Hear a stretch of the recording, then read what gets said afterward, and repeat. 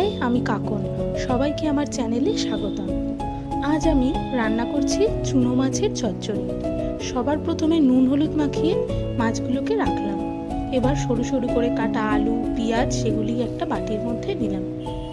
তার মধ্যে স্বাদ মতো নুন, হলুদ, 1 চামচ আদা বাটা, জিরে বাটা আর ধনে গুঁড়ো আর 2 চামচ লঙ্কা গুঁড়ো দিয়ে দিলাম। এবার সেইগুলিকে ভালো করে মেখে এবার তার মধ্যে নুন হলুদ মাখানো মাছগুলিকে দিয়ে আরও একবার মেখে নিলাম। এবার কড়াইতে 2 চামচ সর্ষের তেল দিয়ে ভালো করে গরম করে নেব।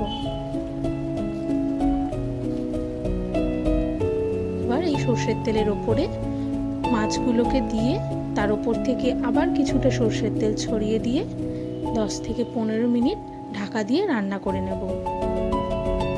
এবারে ঢাকা খুলে আবার মাছগুলোকে উল্টে আবার কিছুক্ষণ রান্না করে নিলেই তৈরি হয়ে যাবে আমাদের চুনো মাছের চচ্চড়ি।